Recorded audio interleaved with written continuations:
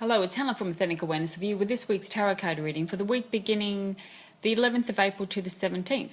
So let's see what the general theme is surrounding us for this week. So this is just a general reading. So one card may stand out for you, or all three may stand out for you.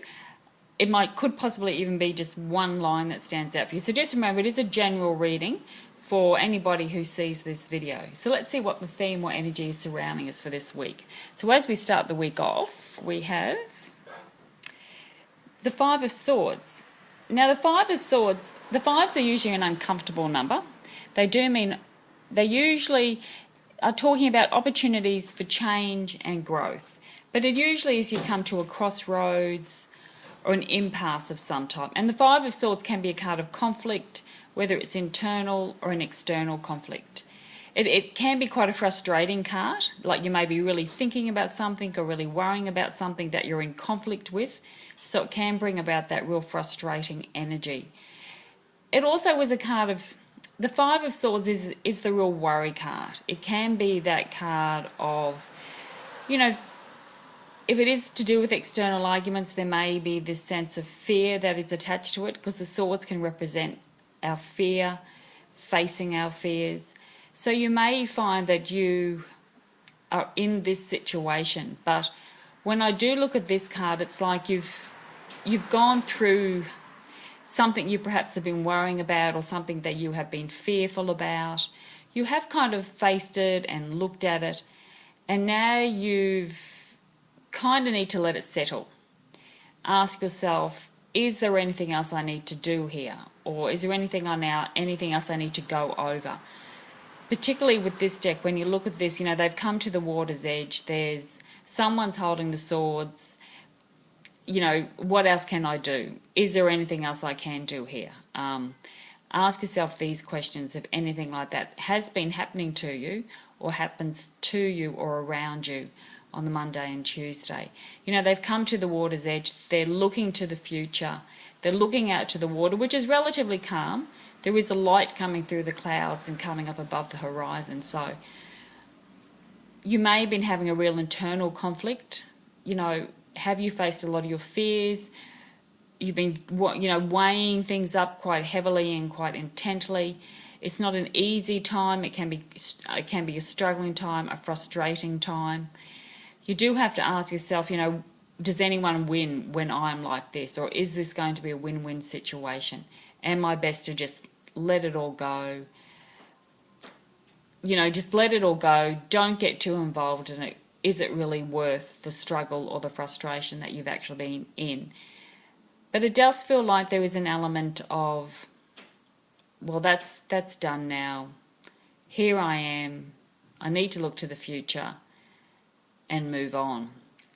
But it could still be some sense of frustration and fear behind the Five of Swords.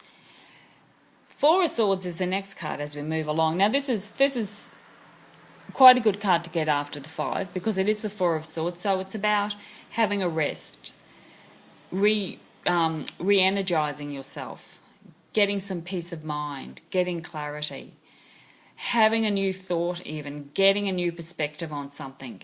If you can stop going over and over and over in your mind, which is sometimes about the Five of Swords, the frustrating element of it, you may find some peace and quiet to rejuvenate, to get a new thought, to have an epiphany, to let some new insight come into the struggle or the situation that's kind of been around you.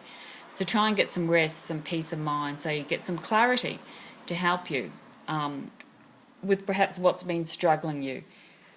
You may also find that when you come to the middle of the week, your struggles go. You decide to let them go. You rest. They all just leave. You're not feeling so fearful. You're not feeling so frustrated by the situation, because the five is an impasse. The five is the crossroads. So something could fall away, something could leave to change that, because it is about opportunities for change and growth. There's always a potential with the fives, but it usually does come with a bit of struggle and a bit of upheaval sometimes. So we end the week off with the Sun. Now the Sun is a beautiful card. That is a card of, pure light. It's energy, it's joy, it's clarity, Everything's out in the open. It's a very positive card. It is the card of, full potentiality. Really embrace the Sun card. It's got full potential in it, and that's what it is. It's that very creative energy. It's really connecting to your spirit, really connecting to your soul, feeling energized, feeling good, and just moving on. So it's a sense of joy. So you may find that you overcome your struggles and your frustrations. You do have that new idea, or you've let a lot of the struggles and worries go, and you start to feel like your old self again. You feel as if you can start to shine, as if you can step out, you can open up a little bit more. It will be a process though, because it always is a process. It doesn't just happen overnight. And the swords are about your thinking, your mind, your thoughts, your conversations. So just be aware of that. It all is a process, but you are heading to that place of living in your full potential. And this is what it ideally is all about. Living in your full potential and being your full potential as well. But with that, there usually is a bit of struggle, facing the fears, a bit of chaos, always internal conflict, can come out an external conflict as well. So take it easy as we go through the week. Get some rest, get some peace of mind. That's the most important thing, I think. So we might leave that there. So thank you so much for watching. Thank you for tuning in. Thank you for subscribing and liking and sharing.